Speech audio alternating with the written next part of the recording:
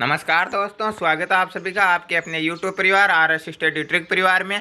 और जैसा कि आप थंबनेल में देख रहे हो, हम लिख रहे हैं हेराल्ड पुस्तक के पूरे 50 अभ्यास पेपर सेट, जिसमें से आज करेंगे चौथे पेपर के पूरे 50 क्वेश्चन, जिसमें सामान्य ज्ञान, सामान्य विज्ञान, गणित और रीजनिंग सहित पूरे 50% दिए गए हैं। और यदि आपकी प्रतियोगी परीक्षाओं में तैयारी अच्छी है तो कम से कम 40 के जवाब तो देने ही होंगे। और अंत में कमेंट बॉक्स में कमेंट करके बता देना कि कितने सही कर पाए। इन सभी वीडियो की PDF फाइल तथा अनेक प्रकार के नोट्स प्राप्त करना चाहते हो तो आज ही हमारे टेलीग्राम चैनल को ज्वाइन कर लीजिए, जिसका लिंक नीचे डिस्क्रिप्शन में दिया गया है। और हमारे चैनल को सब्सक्राइब कर नोटिफिकेशन बेल को ऑन कर लीजिए, ताकि आने वाली वीडियो की पल पल की अपडेट आप तक पहुंचती रहे। तो चलते हैं पहले क्वेश्चन की ओर। आज का पहला क्वेश्चन आपकी स्क्रीन पर दिया गया है कि हमारे ब्रह्मांड का केंद्र है, क्या है ब्रह्मांड का केंद्र? आकाशगंगा, सूर्य, बृहस्पति या चंद्रमा? तो ब्रह्मांड के केंद्र की बात करें तो यहाँ पे ऑप्शन नंबर ए राइट होगा। कौन सा होगा? आकाशगंगा होगा। सूर्य के चारों ओर सभी ग्रह परिक्रमण करते हैं। ध्यान रहे, परिभ्रमण नहीं करते, परिक्रमण करते हैं, ठीक है। परिक्रमण और परिभ्रमण में अंतर होता है। जो ग्रह सूर्य के चारों ओर परिक्रमा देते हैं उसे हम क्या कहते हैं? परिक्रमण काल कहते हैं। और जो उपग्रह अपने ग्रह के चारों ओर परिक्रमा देते हैं उसे हम क्या कहते हैं? परिभ्रमण कहते हैं।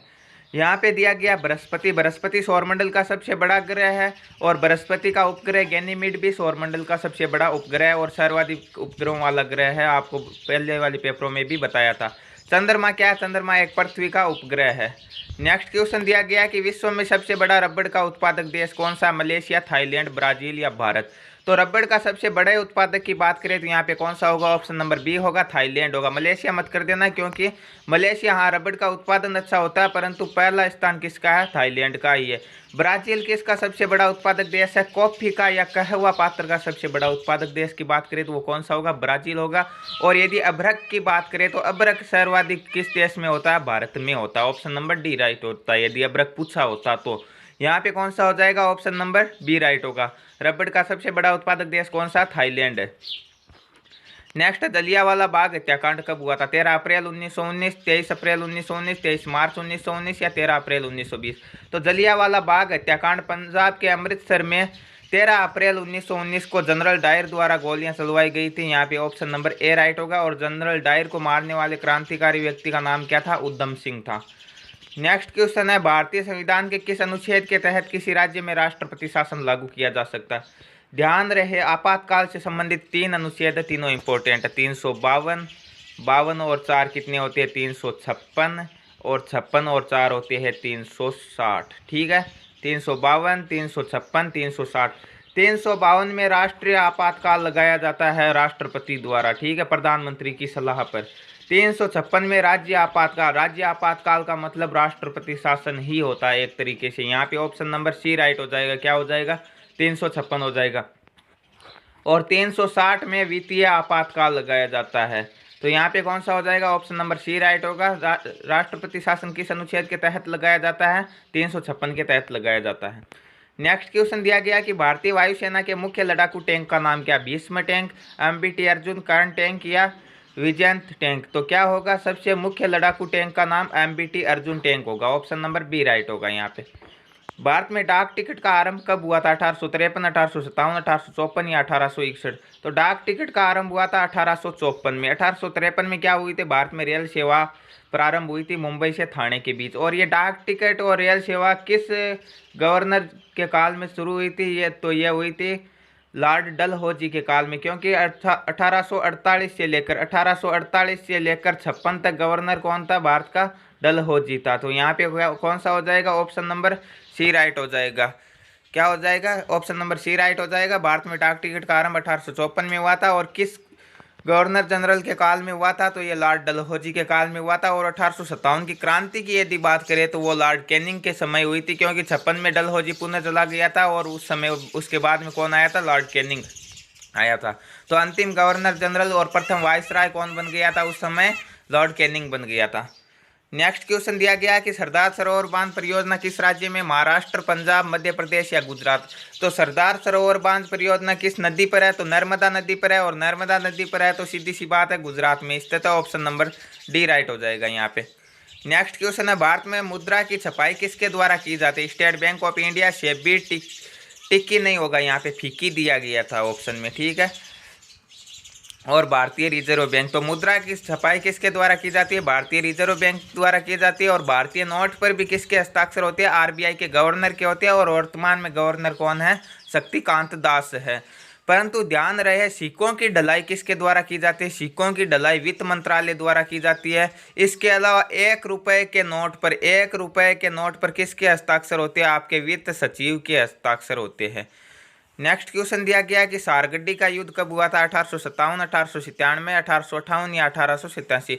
तो सारगड्डी का युद्ध कब हुआ था? 1897 में हुआ था। ऑप्शन नंबर बी राइट होगा यहाँ पे। प्रथम महिला जिसने ब्रिटिश चैनल पार किया? पीटी उषा, आरती शाह, बुला चौधरी या इनमें से कोई नहीं। तो आरती शाह ने सर्वप्रथम ब्रिटिश चैनल तैरकर पार किया था। ऑप्शन नंबर बी राइट होगा। और आरती शाह एक भारतीय महिला भी थी इसके साथ साथ। नेक्स्ट क्वेश्चन है, सुनहरी क्रांति का संबंध किससे है? फसल उत्पादन, दलहन उत्पादन, उर्वरक उत्पादन या दुग्ध उत्पादन। यहाँ पे फसल नहीं है, फल उत्पादन होगा। और सुनहरी क्रांति का संबंध भी किससे था? फल उत्पादन से था। ऑप्शन नंबर ए राइट होगा यहाँ पे। नेक्स्ट क्वेश्चन दिया गया है कि प्रोटीन का मुख्य स्रोत क्या है? गाजर, टमाटर, सोयाबीन या दालें। वैसे तो सभी प्रोटीन के स्रोत होते हैं, परंतु मुख्य रूप से कौन सा होता है? सर्वाधिक स्रोत की बात करें तो वो कौन सा होगा? सोयाबीन सबसे अच्छा स्रोत होता है प्रोटीन का। नेक्स्ट क्वेश्चन है, गोदान उपन्यास के रचयिता कौन है? जयशंकर प्रसाद, मैथिली शरण गुप्त, मुंशी प्रेमचंद या रविंद्रनाथ टैगोर। तो कौन थे गोदान उपन्यास के लेखक? मुंशी प्रेमचंद थे। ऑप्शन नंबर सी राइट होगा। जयशंकर प्रसाद की प्रसिद्ध रचना कौन सी है? कामायनी है। ये क्वेश्चन बार बार पूछा भी गया है कि कामायनी के लेखक कौन थे? जयशंकर प्रसाद थे। और श्री मैथिली शरण गुप्त हिंदी के राष्ट्र कवि थे। यहाँ पे बात करें रविंद्रनाथ टैगोर की, तो रविंद्रनाथ टैगोर ने प्रसिद्ध पुस्तक गीतांजलि की रचना की थी। और 1913 में इनकी प्रसिद्ध पुस्तक गीतांजलि के लिए ही साहित्य क्षेत्र का पहला नोबेल पुरस्कार किसे दिया गया था? रविंद्रनाथ टैगोर को दिया गया था। यहाँ पे ऑप्शन कौन सा हो जाएगा? ऑप्शन नंबर सी राइट हो जाएगा। गोदान के रचयिता कौन है? मुंशी प्रेमचंद है। नेक्स्ट क्वेश्चन है, भारत का सर्वाधिक जनसंख्या वाला नगर कौन सा? नई दिल्ली, कोलकाता, चंडीगढ़ या मुंबई। तो जनसंख्या वाले यदि एकमात्र नगर की बात करें तो वो कौन सा होगा? महाराष्ट्र का शहर मुंबई होगा। यहाँ आपकी जनसंख्या सर्वाधिक है। नेक्स्ट क्वेश्चन दिया गया है, भारत में हरित क्रांति का जनक किसे माना जाता है? Doctor M S Swaminathan, Norman Borlaug, Aditya Mukherjee या इनमें से कोई नहीं। तो हरित क्रांति के जनक कौन है? एम एस स्वामीनाथन है। और हरित क्रांति किस मॉडल पर आधारित थी? तो वो हेराल्ड डोनर मॉडल पर आधारित थी। तो ये थे जीके के 15 most important question. Next part में हम करेंगे साइंस के 15 मोस्ट इंपॉर्टेंट क्वेश्चन। विज्ञान का पहला प्रश्न आपकी स्क्रीन पर दिया गया है कि पनीर निम्न का एक उदाहरण है। किसका उदाहरण है? इमल्सल, फोम, जेल या सोल। तो किसका उदाहरण है? पनीर एक जेल का उदाहरण है। ऑप्शन नंबर सी राइट होगा यहाँ पे। इनमें से कौन कोलाइडी नहीं है? दूध, खून, आइसक्रीम या शहद। तो दूध, आइसक्रीम और शहद क्या सभी कोलाइडी है, परंतु रक्त नहीं है। ऑप्शन नंबर बी राइट होगा यहाँ पे। दुग्ध एक ऐसा कोलाइडी तंत्र है जिसमें क्या होता है? पानी को वसा में प्रक्षेपित किया जा सकता है, वसा को पानी में प्रक्षेपित किया जाता है, वसा और पानी एक दूसरे में प्रक्षेपित हो जाते हैं या वसा घुल जाती है। तो किस प्रकार का कोलाइडी है दूध? दूध में क्या होता है कि वसा को पानी में प्रक्षेपित किया जाता है। ऑप्शन नंबर बी राइट होगा यहाँ पे। किसी द्रव्य में गैस की विलेयता क्या होती है? क्या प्रभाव पड़ता है? किस प्रकार पड़ता है? देखिए, ताप बढ़ने से बढ़ती है या फिर ताप बढ़ने से घटती है या ताप बढ़ने से अपरिवर्तित रहती है या इनमें से कोई नहीं। तो किसी भी द्रव्य में गैस की विलेयता, द्रव्य नहीं द्रव्य, द्रव्य का मतलब तो पदार्थ हो जाता है और द्रव्य का मतलब क्या होता है? तरल अवस्था होती है। ठीक है, तो वो क्या होती है? ताप बढ़ने से घट जाती है। ठीक है, ऑप्शन नंबर बी राइट हो जाएगा यहाँ पे।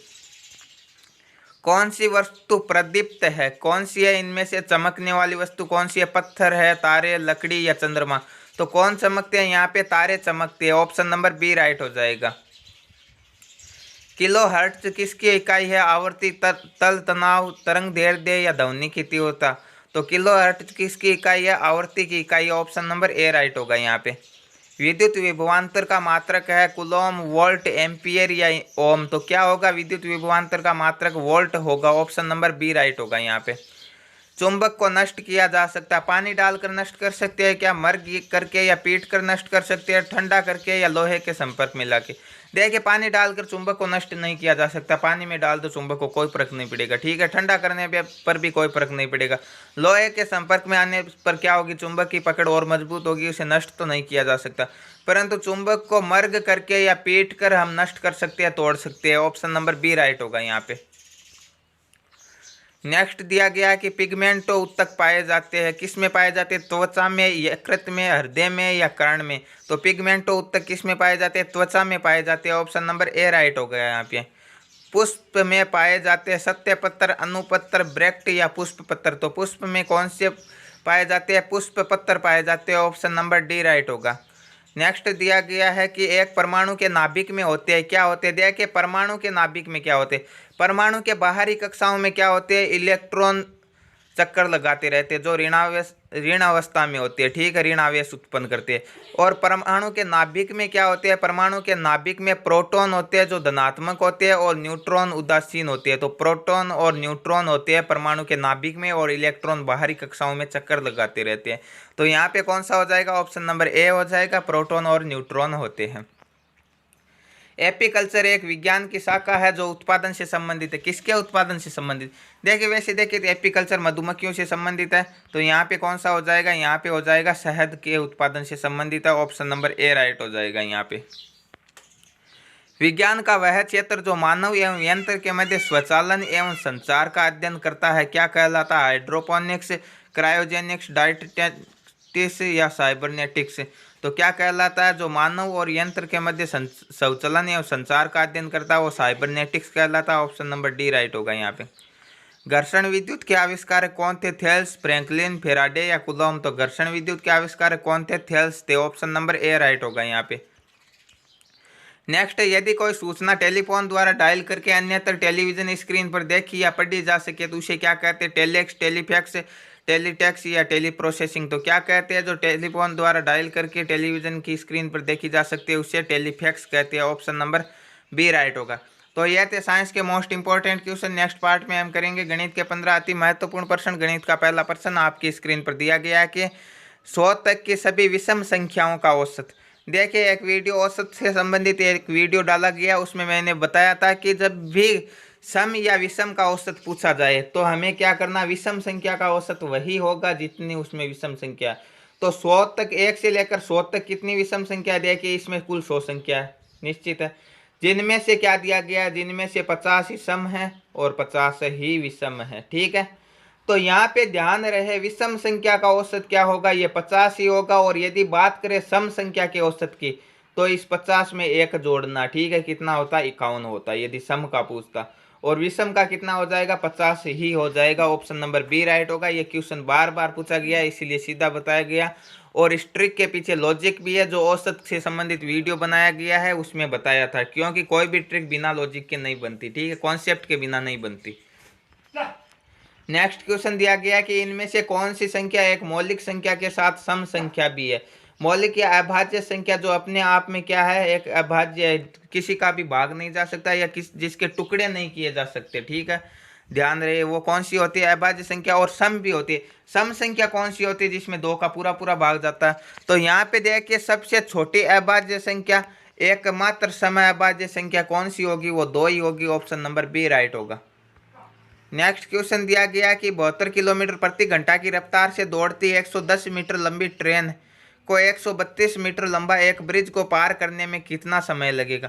तो आपको बताया गया है कि जब एक ट्रेन किसी प्लेटफॉर्म को, किसी सुरंग को, किसी ब्रिज को या किसी गुफा को पार करती है तो ऐसी स्थिति में कुल दूरी कितनी होगी?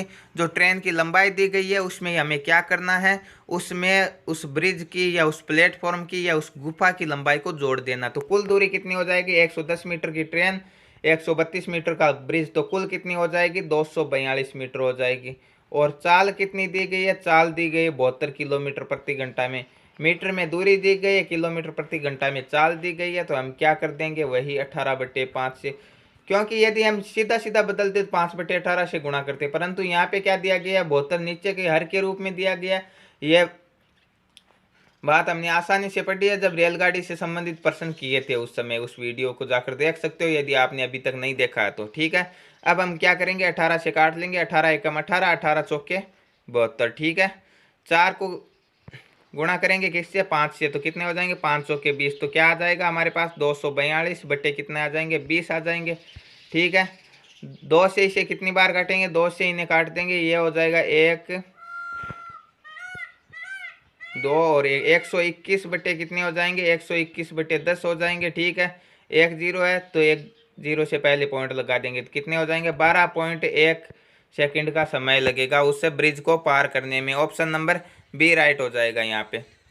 नेक्स्ट क्वेश्चन दिया गया कि एक वर्ग की भुजा को 25% बढ़ाया जाए तो इसके क्षेत्रफल में कितने प्रतिशत की वृद्धि होगी। यदि वैसे सीधा ऑप्शन देखें तो ऑप्शन नंबर डी राइट होगा यहाँ पे। कितनी होगी, 56.25 की। अब किस प्रकार होगी ये देखना हमें। देखो मान लिया कि किसी वर्ग की भुजा कितनी है, किसी भी वर्ग की भुजा मान ली हमने कितनी है कि 100 मीटर है, ठीक है। 100 मीटर है तो क्षेत्रफल का सूत्र क्या होता है, भुजा स्क्वायर। तो क्षेत्रफल कितना हो जाएगा, उस वर्ग का क्षेत्रफल हो जाएगा भुजा स्क्वायर, 100 का स्क्वायर करेंगे तो कितना हो जाएगा, 10,000 मीटर स्क्वायर हो जाएगा, ठीक है। अब हम बात करते हैं कि मान लेते हैं उस वर्ग की भुजा 25% बढ़ानी है तो 100 तो थी और 25% बढ़ाएंगे तो कितनी हो जाएगी, 125 हो जाएगी, ठीक है। अब हम क्या करेंगे, इसका स्क्वायर करेंगे 125 का, और जब हम 125 का स्क्वायर करेंगे तो कितना होगा, 5 इकाई का अंक है तो 5 का वर्ग 25 होता है, ठीक है। 12 को 13 से गुणा करेंगे तो कितना हो जाएगा, 156 हो जाएगा। तो कितना हो जाएगा, 15,625, ठीक है, 15,625 हो जाएगा, ठीक है। अब इसमें कितनी वृद्धि हुई है, ठीक है, इसमें तो 25% की वृद्धि हमें साफ दिखाई दे रही। इसमें कितनी वृद्धि हो रही 5,625 की वृद्धि हो रही है, हमें दिखाई दे रहा है, ठीक है, 5,625 की वृद्धि हो रही। और ये कितना प्रतिशत है 10,000 का, तो हम क्या करेंगे 10,000 का भाग देंगे, ठीक है, और गुणा क्या किससे करवा देंगे, 100 से गुणा करवा देंगे, ठीक है। 2 जीरो से 2 जीरो काट देंगे, अब बटे 100 में 2 जीरो बचे तो एक और 2 संख्या छोड़कर दशमलव उतार देंगे, कितना हो जाएगा, हमारे पास आ जाएगा 56.25 आ जाएगा। ऑप्शन नंबर कौन सा राइट हो जाएगा, ऑप्शन नंबर ए हो जाएगा यहाँ पे, डी राइट। नेक्स्ट क्वेश्चन की ओर चलते हैं कि एक आयताकार कालीन का क्षेत्रफल 120 वर्ग मीटर है एवं परिसीमा 46 मीटर है तो उसके विकर्ण की लंबाई कितनी होगी। देखिए एक आयताकार कालीन का यानी लंबाई इंटू चौड़ाई, आयत का क्षेत्रफल यह होता है लंबाई इंटू चौड़ाई, तो लंबाई इंटू चौड़ाई दी गई है हमारे पास 120 मीटर, ठीक है।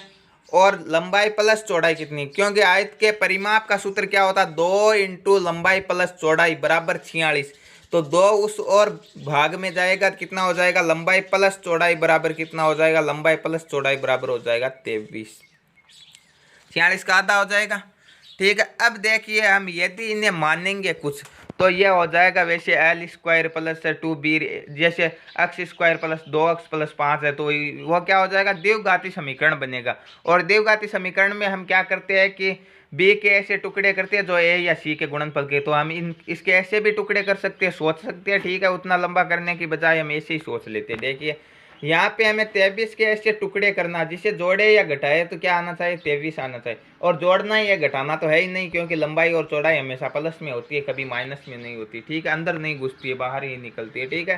तो क्या हो जाएगा, हमें ऐसे 2 टुकड़े करने हैं, जिसे जोड़े तो कितना आना चाहिए, 23 आना चाहिए, और गुणा करें तो कितना आना चाहिए, 120 आना चाहिए, ठीक है। तो हम देखते हैं पहले 20 और 3 लेते, 20 और 3 को जोड़ते 23 आते, बिल्कुल सही है। और 20 को 3 से गुणा करते हैं तो 60 आते हैं, तो ये तो नहीं हो सकता। तो हम क्या करते हैं, वैसे सोचते हैं जैसे 15 और 8 सोचा हमने, 15 और 8 कितना हो जाएगा, 15 और 8 जोड़ेंगे 23 आ रहे, और 15 को 8 से गुणा करेंगे 15 8 120, हाँ ये बिल्कुल सही है। तो इसकी लंबाई हो जाएगी 15 और इसकी चौड़ाई हो जाएगी 8, ठीक है। तो अब हमें क्या करना, विकर्ण का निकालना। तो आयत के विकर्ण का सूत्र क्या होता है, रूट लंबाई स्क्वायर प्लस चौड़ाई स्क्वायर, ठीक है। लंबाई स्क्वायर प्लस चौड़ाई स्क्वायर, लंबाई कितनी आई हमारे पास 15 का स्क्वायर प्लस चौड़ाई कितनी आई हमारे पास 8 का स्क्वायर, और इनका क्या निकालना, हमें वर्गमूल निकालना। 15 का स्क्वायर होता है 225, कितना हो जाएगा, 225 हो जाएगा। 8 का स्क्वायर हो जाएगा 64, और जोड़ेंगे तो कितना हो जाएगा, जोड़ेंगे तो हो जाएगा हमारे पास 289, और 289 का हमें क्या निकालना, वर्गमूल निकालना है। और आपको बताया था पहले भी कि कम से कम ज़्यादा भी नहीं तो 1 से लेकर 25 तक की संख्याओं के वर्ग याद कर लो, क्योंकि ज़रूरी नहीं कि आपके सीधा वर्ग ही पूछे, ये बार बार इन क्वेश्चनों में जब आएगा तो आपके समय की बचत करेगा। तो 289 किसके वर्ग है, 289 आपके 17 के वर्ग है। तो यहाँ पे विकर्ण की लंबाई कितनी हो जाएगी, 17 मीटर हो जाएगी। ऑप्शन नंबर डी राइट होगा यहाँ पे। नेक्स्ट क्वेश्चन की ओर चलते हैं कि एक दर्जी के पास 375 मीटर कपड़े हैं, ठीक है, 375 नहीं है, यहाँ पे 37.5 मीटर है, ठीक है, मिस प्रिंटिंग के कारण दिया गया, ठीक है। 37.5 मीटर कपड़े है और इस कपड़े के 1 मीटर से उसे 8 टुकड़े करने, 1 मीटर के टुकड़े करने हैं 8, तो 37.5 मीटर के कितने हो जाएंगे, 37.5 गुणा 8, क्योंकि जब एक का देकर अधिक का पूछा तो गुणा करते और अधिक का देकर एक का पूछता तो हम भाग देते। ठीक है, यही नियम होता है हमारे पास। ठीक है, तो हम क्या करेंगे, इस 37.5 को 8 से गुणा करते हैं। देखिए किस प्रकार करेंगे, 5 को 8 से गुणा करेंगे, 8 पंजे 40, 4 हासिल हो जाएगी, 8 सत्ते 56 और 4 60 के 0, 6 हासिल हो जाएंगे, 8 3 24 और 6 30 के 30। एक संख्या से पहले दशमलव है तो एक से पहले दशमलव लगा देंगे, तो कितने टुकड़े होंगे, कुल 300 टुकड़े होंगे। ऑप्शन नंबर बी राइट हो जाएगा यहाँ पे।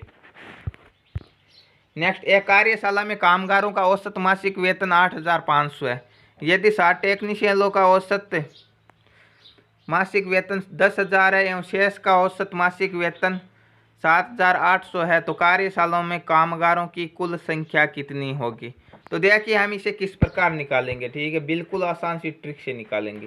किस प्रकार, कुल वेतन कितना है, 8,500 कुल का है, और शेष का कितना है, शेष का 7,800, तो टेक्नीशियनों का कितना बच गया, टेक्नीशियनों का बच गया आपके 8,500 में से 7,800 घटाएंगे तो कितने बचेंगे, हमारे पास बचेंगे ये 700। ठीक है, 700 बचाएंगे। अब हमारे पास टेक्नीशियनों का दिया गया 10 और शेष का दिया गया कितना, 7,800, तो 10 में से 7,800 घटाएंगे तो कितने बचाएंगे, 10 में से 7,800 घटाएंगे तो हमारे पास बचाएंगे 2,200 बचाएंगे। ठीक है, 2,200 बचाएंगे। और गुणा किससे करना, गुणा करना हमें किससे, कितने टेक्नीशियन दिए गए हैं, 7 से गुणा कर देना। ठीक है, पहले इससे घटाने फिर इससे घटाने ऊपर की संख्या में और 7 से गुणा कर देना। और ये किस प्रकार घटेंगे, इस पर औसत से संबंधित वीडियो बनाया गया है, उसमें आसानी से बताया गया है कि इसके पीछे क्या लॉजिक होता है। ठीक है, तो वो वीडियो यदि आपने अभी तक नहीं देखा तो जाकर देख सकते हो, और यदि आप सीधे ट्रिक का प्रयोग करते हैं तो सभी क्वेश्चनों में लागू होगी। ठीक है, तो ध्यान रहिए। अब हम क्या करेंगे, 2 0 से 2 0 काट देंगे और 7 से 7 काट देंगे, तो कुल कर्मचारी कितने बच गए हमारे पास, कुल कर्मचारी बच जाएंगे हमारे पास 22। कौन सा हो जाएगा, ऑप्शन नंबर सी राइट हो जाएगा यहाँ पे। एक कामगार के वेतन से घर के रूप में 10% निकाले। ठीक है, घर के कुछ खर्चों के रूप में 10% निकालता। ठीक है, शेष वेतन का 15% वह बच्चों की शिक्षा पर खर्च करता है। ठीक है, और अवशिष्ट राशि का 10% कपड़े पर खर्च करता है। इस उपरांत वह 1,377 रुपये शेष बचते हैं, तो उसका वेतन कितना होगा। ठीक है, सभी छूटों के बाद में उसका वेतन कितना बच रहा, 1,377 रुपये बच रहा है। ठीक है, तो ये 1,377 इस 10% घटाने से पहले ये कितना था, 1,377 था, ये 90% था। ठीक है, ये 1,377 ये 10 घटाने से पहले था 90%। ठीक है, तो कितना था, 90%, 100/90। ठीक है, और ये जो इसका 90% है, ये 15 घटाने से पहले कितने था, इसका 85% था। ठीक, क्योंकि 100 में से हमें क्या करना, 85 घटाना, तो 100/85।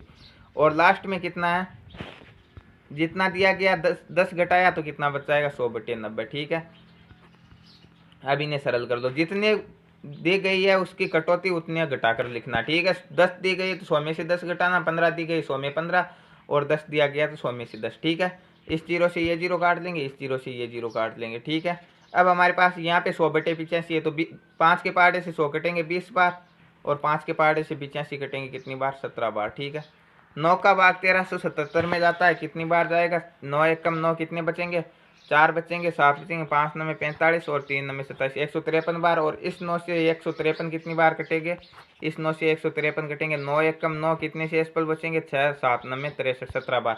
दोनों 9 का काम कंप्लीट, 17 से 17 कंप्लीट। ठीक है, अब कितने बच गए, यहाँ पे 20 बच गए, ये 10 बच गए और ये 10 बच गए। 20 को 10 से गुणा करेंगे 200, और 200 को इस 10 से गुणा करेंगे तो कितने हो जाएंगे, 2,000।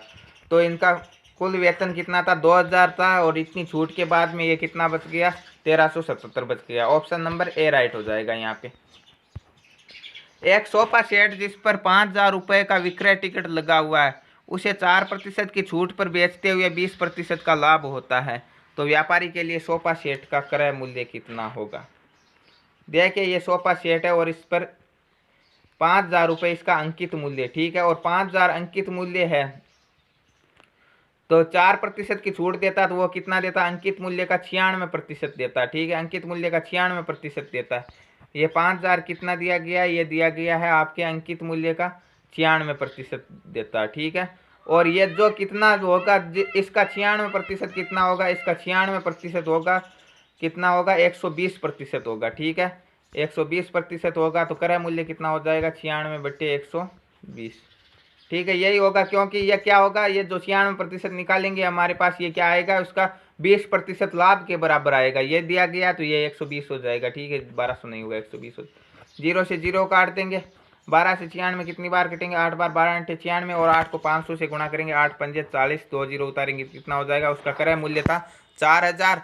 5000 अंकित किया था और 4% की छूट देता है और उसे बेच देता है, जो कि उसके 20% के लाभ के बराबर होगा। ठीक है, ऑप्शन नंबर सी राइट होगा यहाँ पे।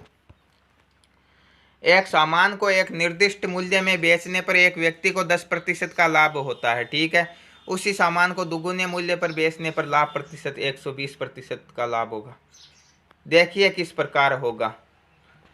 ठीक है, एक सामान को बेचता, मान लो कि वो सामान 100 रुपये में खरीदता है और 10% का लाभ बेचकर कितना होता है, 120 रुपये उसे प्राप्त होते हैं। ठीक है, तो ये 110 होते हैं, सॉरी 110 रुपये इसे प्राप्त होते हैं, तो कितने हो जाएंगे, 10% का लाभ हो जाएगा। वो बोल रहा है कि सामान को दुगुने मूल्य पर बेचेगा, 110 पर तो लाभ हुआ था, तो इसका दुगुना कितना हो जाएगा, 220 पर बेचेगा। अब लाभ कितने का हो रहा है, अब लाभ हो रहा है आपके 120 रुपये। 100 में खरीदा, 220 में बेचा, तो 120 का लाभ हो रहा है। ठीक है, 120 का लाभ हो रहा है। और 120 100 का कितना प्रतिशत होगा, 100 के जितनी संख्या दी गई है वह उतना ही प्रतिशत होता है, तो 120% का होगा। ऑप्शन नंबर सी राइट होगा यहाँ पे। 3 व्यक्ति या 5 महिलाएं एक कार्य को 12 दिन में पूरा करते हैं। 6 व्यक्ति और 5 महिलाएं कार्य को पूरा करेंगे। ठीक है, 3 व्यक्ति या 5 महिलाएं, यानी 3 व्यक्ति या 5 महिलाएं, 3 व्यक्ति करे या 5 महिलाएं करे, एक ही बात है। तो एक व्यक्ति बराबर कितना हो जाएगा, 5/3 महिलाओं के बराबर काम करता है। ठीक है, और 12 दिन में पूरा करते हैं। ठीक है, तो 5 महिलाएं 12 दिन में पूरा करती है, तो 6 व्यक्ति, एक व्यक्ति 5/3 महिलाओं के बराबर करता है, 6 व्यक्ति कितने के बराबर करेंगे, 6 2 बार कटेगा और 5 दूने 10 महिलाओं के बराबर। तो 10 महिलाएं, इसे 6 व्यक्तियों को हम यह भी कह सकते हैं 10 महिलाएं या 5 और 5 महिलाएं। 10 महिलाएं और 5 महिलाएं कितनी हो जाएगी, 15 महिलाएं। तो जब यदि 5 महिलाएं किसी काम को 12 दिन में करती है तो 15 महिलाएं कितने दिनों में करेंगी, 12 × 5 बट्टे क्या कर देंगे हम, 15 का भाग दे देंगे, 5 से 1 बार, 5 से 15 3 बार और 3 से 12 कितनी बार कटेगा, 4 बार। तो 15 महिलाएं, या हम कह सकते हैं 6 व्यक्ति और 5 महिलाएं कितने दिनों में करेंगी, 4 दिनों में उस काम को कंप्लीट करेगी। ऑप्शन नंबर ए राइट होगा यहाँ पे। एक कक्षा में 40 छात्रों की औसत उम्र 15 वर्ष है। 10 नए छात्रों की वृद्धि होने पर औसत उम्र 2 नहीं बढ़ेगी, 0.2 वर्ष बढ़ेगी। ठीक है, तो नए छात्रों की औसत आपकी किताब में यही दिया गया, देख लेना। ठीक है, तो नए छात्रों की औसत उम्र है। ठीक है, तो हम किस प्रकार निकालेंगे, 40 छात्रों की औसत उम्र 15 वर्ष है। औसत की प्रश्नावली में हमने आसानी से बताया था कि जब किसी भी संख्या की औसत दी गई है हम उसे गुणा करके लिख देते हैं। ठीक है, तो 15 को 40 से गुणा करेंगे, कितने हो जाएंगे, 15 चौके 60, 600 हो जाएंगे। ठीक है, 10 नए छात्रों की वृद्धि होने पर औसत उम्र 0.2% बढ़ जाती है, 0.2 वर्ष बढ़ जाती है, प्रतिशत नहीं। तो कितनी हो जाएगी, 15 तो थी और 0.2 बढ़ाएंगे तो 15.2 हो जाएगी। ठीक है, तो छात्र कितने हो जाएंगे, 10 और आ गए, कितने हो जाएंगे, 50 छात्र आ गए, गुणा कितना हो जाएगा, गुणा हो जाएगा 15.2। ठीक है, यह 0 है, इससे इस पॉइंट को काट देंगे। ठीक है, तो 152 को 5 से गुणा करेंगे कितना हो जाएगा, 5 दूने 10, 5 पंजे 25 और 1 26, 5 और 2 7, 760 हो जाएंगे। ठीक है, 50 की कितनी है, 760 और 40 की कितनी है, 600 है। तो 10 की कितनी हो जाएगी, इनका अंतर है 10 का, और इनका अंतर कितना हो जाएगा, इनका अंतर हो जाएगा 160। तो 10 की है 160 है। 10 छात्रों की कुल उम्र 160 है, तो औसत कितनी हो जाएगी, 160 में 10 का भाग देंगे, कितना हो जाएगा, 16 वर्ष हो जाएगी। ऑप्शन नंबर बी राइट हो जाएगा यहाँ पे। नेक्स्ट क्वेश्चन दिया गया है कि एक व्यक्ति के पास कुछ मुर्गियां और कुछ गाय है। यदि शेरों की संख्या, शेरों की नहीं होगी, शेरों की संख्या, मुर्गियों में कौन सी शेर आएंगी, यदि आएंगे तो उन्हें खा जाएंगे भैया, फिर कैसे बचेगी, शेर तो होते हैं, शेर नहीं होंगे। ठीक है, शेरों की संख्या 48 है और पैरों की संख्या 140 है, तो मुर्गियों की संख्या कितनी है। ठीक है, देखिए ऐसी स्थिति में हम क्या करते हैं कि सिर तो दोनों के बराबर ही होते हैं, गाय के भी एक ही सिर होता है और मुर्गी के भी एक ही होता है, किसी के भी 2 या 4 नहीं होते। ठीक है, परंतु पैर अलग अलग होते हैं, मुर्गी के 2 पैर होते हैं और गाय के 4 पैर होते हैं। ठीक है, तो गाय के पैर कितने होते हैं, उसके दुगुने होते हैं, तो एक पैरों की संख्या 140 दी गई है, तो हमें क्या करना है, इसका आधा करना। ठीक है, कितनी हो जाएगी, आधा हो जाएगा 70। अब हमें क्या करना, 70 में से जितने सिर दिए गए उसे घटा देना है। 70 में से ये सिर घटाएंगे तो कितने आएंगे, 22 आ जाएंगे। 48 घटाएंगे तो 22 आ जाएंगे, ठीक है। अब 22 किसकी संख्या है, ध्यान रहे 22 आएंगे उसी पशु की या उसी पक्षी की या उसी जीव की आएगी जिसके 4 पैर दिए गए है। तो 4 पैर किसके, गाय के, तो 22 गायें हैं। यदि 48 में से 22 गायें हैं तो मुर्गियां कितनी है, मुर्गियां हो जाएगी आपके 26। कौन सा हो जाएगा, ऑप्शन नंबर डी राइट हो जाएगा यहाँ पे। 2.43 into 2.43 plus 2.43 into 7.57 into 2 plus 7.57 into 7.57। देखिए एक तो 7.57 दिया गया, एक 2.43 दिया गया। 2.43 इंटू 2.43 मतलब 2.43 का स्क्वायर, 7.57 इंटू 7.57 मतलब 7.57 का स्क्वायर। तो मान लिया ये ए है और ये बी है, ठीक है। तो ए का स्क्वायर और यहाँ पे बी का स्क्वायर प्लस में दिया गया। बीच में क्या दिया गया, 2.43 मतलब ए, 7.57 मतलब बी और 2 यानी 2 को गुणा करवाया गया ए बी से, ठीक है। तो A square plus 2ab plus B square किसका होता है, ए प्लस बी का होल स्क्वायर का सूत्र होता है, ठीक है। ए प्लस बी का होल स्क्वायर मतलब 2.43 प्लस 7.57 का होल स्क्वायर, यही होगा। तो हमें इसे आसानी से हल इस प्रकार करेंगे, 2.43 प्लस के 7.57 का क्या करेंगे, होल स्क्वायर करेंगे। होल स्क्वायर 7 और 2 9, 43 और 57 1 हो जाएंगे, ठीक है। तो 9 और 1 कितना हो जाएगा, इनका योग हो जाएगा 10। वैसे भी जोड़ सकते हैं, 7 और 3 कितने होते हैं, 10 होते हैं। 5 और 4 9 और 1 10, पॉइंट के नीचे पॉइंट, 7 और 2 9 और 1 10, ठीक है। कितने हो जाएंगे 10.00 और 10 का स्क्वायर कितना होता है, 100 होता है। तो कितना हो जाएगा यहाँ पे, ऑप्शन नंबर बी राइट हो जाएगा। कितना आएगा उत्तर, 100 आएगा इनका सरल तंग मान। नेक्स्ट क्वेश्चन और गणित का अंतिम क्वेश्चन, वह छोटी संख्या बताए जिससे 631 में जोड़ने पर एक पूर्ण वर्ग बनता है, ठीक है। देखिए ऐसी संख्या जब दी गई होती है तो हमें कम से कम 25-30 तक यदि हमें वर्ग याद है तो हम इसे आसानी से कर सकते हैं, क्योंकि ये ज़्यादा बड़ी संख्या नहीं दी गई होती है। और यदि बड़ी संख्या दी गई होती है तो ऐसी स्थिति में कोई ऑप्शन नहीं होता, हम क्या करते हैं, भाग विधि से वर्गमूल निकालते हैं। भाग विधि से वर्गमूल निकालने पर हम एक अलग से वीडियो बनाएंगे, परंतु आपके पेपर में यदि इतनी बड़ी संख्या नहीं आएगी, यही आएगी 600 500 900 इसके आसपास आएंगी। तो हमें पता है कि 625 किसके होते हैं, 25 के वर्ग होते हैं, ठीक है। 25 के वर्ग 625 होते हैं और 26 के कितने होते हैं, 26 के 676 होते हैं, ठीक है।